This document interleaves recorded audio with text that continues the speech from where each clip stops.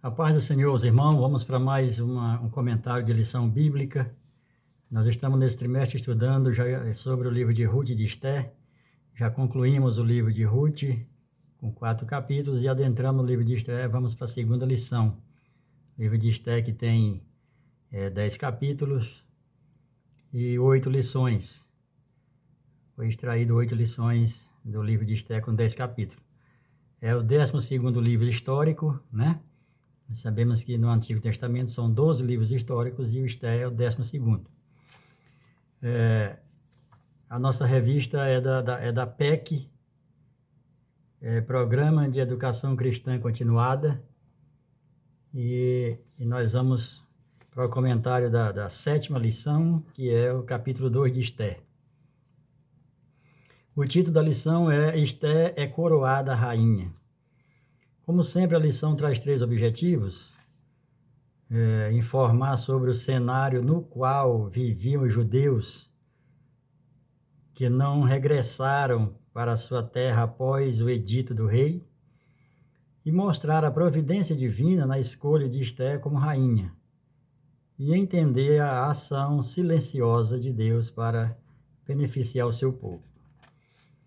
Pois bem, a lição de número 7, acerca do capítulo 2 de Esté, o textuário diz: a moça que cair no agrado do rei, essa reine em lugar de Vasti. Com isto concordou o rei, e assim se fez. A verdade prática fala: nem sempre os propósitos de Deus são manifestos de imediato, o que faz com que a nossa caminhada seja fundamentada na confiança e fé de que Ele sabe como agir. Glória a Deus. A introdução, ela diz o seguinte: muitos judeus não voltaram para a sua terra quando Ciro decretou que fizessem, que o retornassem. Quando Dario decreta que seja reconstruído Jerusalém, o muro e o templo. E aí, depois de reconstruído aqui, nesse reinado aqui, eles são liberados para voltar para a sua terra natal. E muitos não voltaram, como não voltaram até hoje. E isso vai acontecer no milênio, quando Cristo estiver reinando em Jerusalém. Aí todos os judeus serão repatriados para a sua terra, e que a terra de Israel não é só aquele pontinho no meio ali do Oriente, não. A terra de Israel, ela é por onde Abraão palmilhou, é por onde Abraão andou, que o Senhor prometeu a Abraão: por onde tu colocar a planta do pé será da tua descendência. E Abraão andou aquela região toda, o Egito, toda aquela região hoje que está ocupada pelas nações, pelos gentios, pelos pagãos, e tudo aquilo vai retornar para Israel. Israel não é aquela colônia que foi devolvida em 1948, não. Israel é muito além dali. Pois bem, a escolha da nova rainha. Em busca de uma nova rainha, passadas estas coisas, passado apaziguado, o furor do rei, e aí lembrou-se de Vasti do que ela fizera e do que se tinha decretado contra ela. Depois de ter passado tudo isso, o rei se lembra, e aí os seus conservos, os seus conselheiros, fala para ele buscar em todo o seu reino, nas províncias, nos países em que foram tomados pelo seu reino, pelo seu exército. Todo aquele mundo da época foi tomado pelo rei Nabucodonosor, e eles estavam dominando. O rei persa, o Medo e Persa, todos estavam sendo dominados, inclusive Israel, Egito, todas aquelas nações estavam servindo ao rei, ao rei Artaxerxes, e esses reis, e todos esses reis estavam a serviço, inclusive os reis os reis de Judá, o rei de Judá. Pois bem, Ester e Mordecai, ele criara a Radassa, que ao ser levada, né, ao ser levada cativa, ou nasceu, porque foram 70 anos de cativeiro, aqui certamente Radassa tenha nascido lá, né, porque aqui não diz a idade dela, mas alguns estudiosos, alguns pesquisadores indicam que talvez ela tivesse 20 anos, quando dessa chamada do rei aqui pelas donzelas de de todo o seu reino, de todas as províncias. Então, ela certamente nasceu no cativeiro, como muitos, né? Como milhares de israelitas nasceram nesse cativeiro babilônico. E aqui ela sendo nascida lá, quando Deus faz, aqui essa questão de Vasti não foi por acaso. Isso é o agir de Deus. Porque a palavra do Senhor, ele diz na sua palavra que ele estabelece reis e ele também destrona, né, reis. É ele que faz. E aqui ele entra para mudar a história do seu povo. Porque o seu povo tinha contaminado a terra que Deus prometeu a Abraão e deu à sua descendência. E eles profanaram essa terra. Por eles terem profanado essa terra, né, por cerca de 70 sábados, né, 70 sábados proféticos, o Senhor castigou eles com 70 anos de cativeiro, para cada sábado um ano. Daí, por isso, eles ficaram 70 anos. Então, morreu muita gente, né, primeira leva, e também nasceu muita gente, inclusive Ester. E aqui, o terceiro ponto fala, Ester entre as candidatas.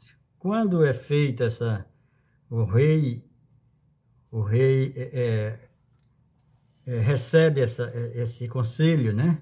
Aceita essa ideia, achou louvável essa ideia, e aí manda trazer as donzelas, né? Que eles, certamente, através de um eunuco, escolheu as mais bonitas. Mordecai, sabendo que a sua sobrinha era realmente bonita, como diz a própria palavra, que era de boa aparência e formosa, ele não pensa duas vezes, eu vou colocar minha sobrinha para ir fazer parte desse grupo de jovens que vai ser apresentado ao rei. Ele certamente já prestava serviço no palácio para ter uma informação privilegiada e para ter condição de ser levada até o fim essa ideia. Então, em se divulgando, pois, o mandado do rei e a sua lei, ao serem ajuntados muitas moças na cidade de Suzã, sob as vistas de Hegai, que era o chefe da casa das mulheres do rei, levaram também Ester à casa do rei sob os cuidados de Hegai, guarda das mulheres. Então Ester estava no meio. Aqui não está registrado quantas jovens, né, fez parte dessa leva, que muita gente diz que foi um concurso de beleza, né? De certa forma, sim, mas não estavam ali julgando apenas a beleza, né? E aqui o segundo ponto fala, Rainha Ester, casamentos de monarcas. Assim foi levada Ester ao rei, Assuero, à casa real, no 10º mês, que é o mês de Tebete, no 7º ano do seu reinado. Os casamentos de príncipes costumam ser determinados por interesses políticos ou diplomáticos, assim como ocorreu com Salomão. Salomão se casou com praticamente 700 mulheres para fazer aliança com todos os reis da terra, né? E profanou Israel também. Então, aqui, o segundo ponto fala a coroação de Ester.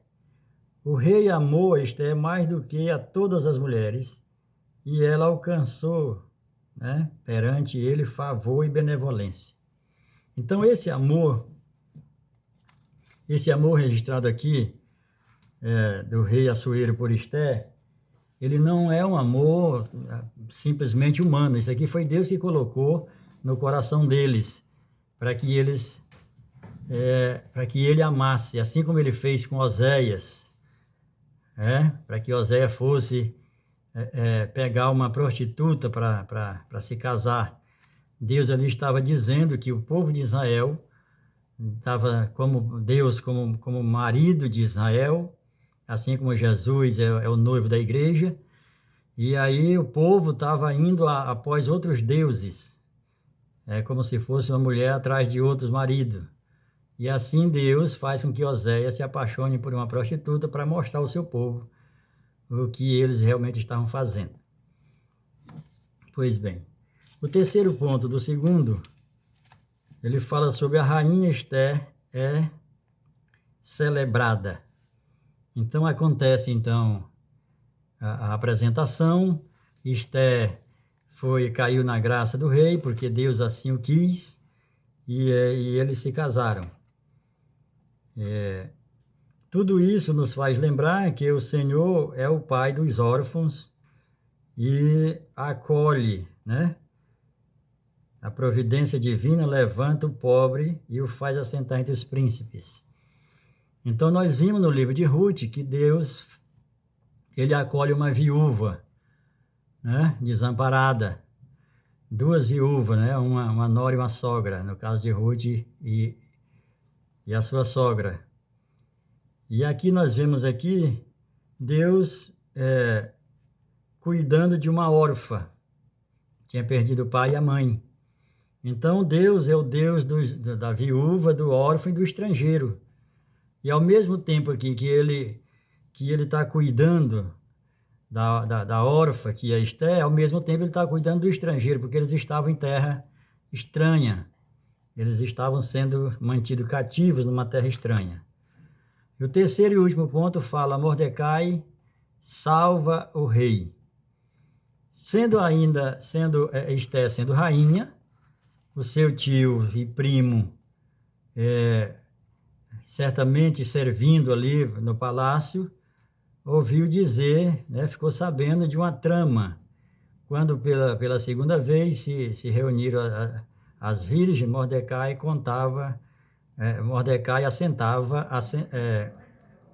assentado à porta, né? Estava assentado à porta do rei.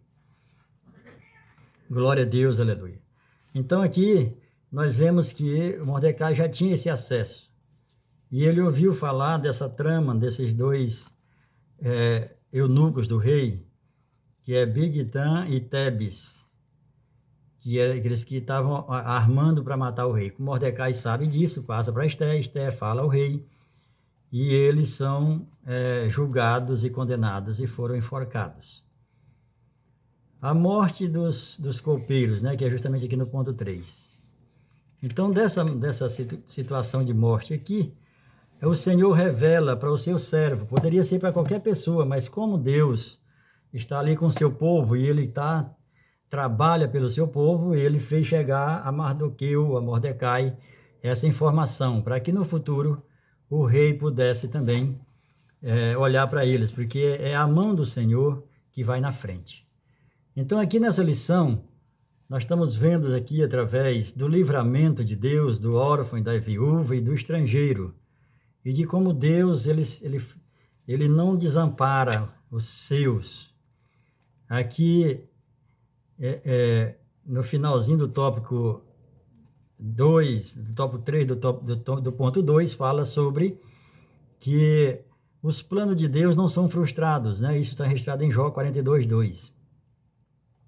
Assim também como em Gênesis 40, de 1 a 3, nós fala aqui de dois servidores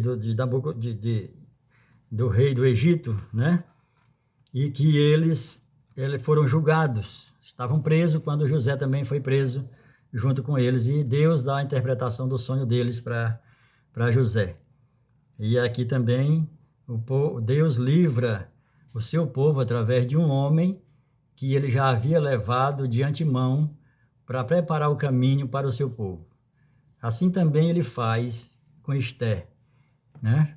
Tudo isso que aconteceu é porque o povo de Deus profanou a terra, profanou os sábados, e Deus, pelos 70 sábados que foram profanados, Deus os castigou por 70 anos, servindo a outras nações, a outro rei.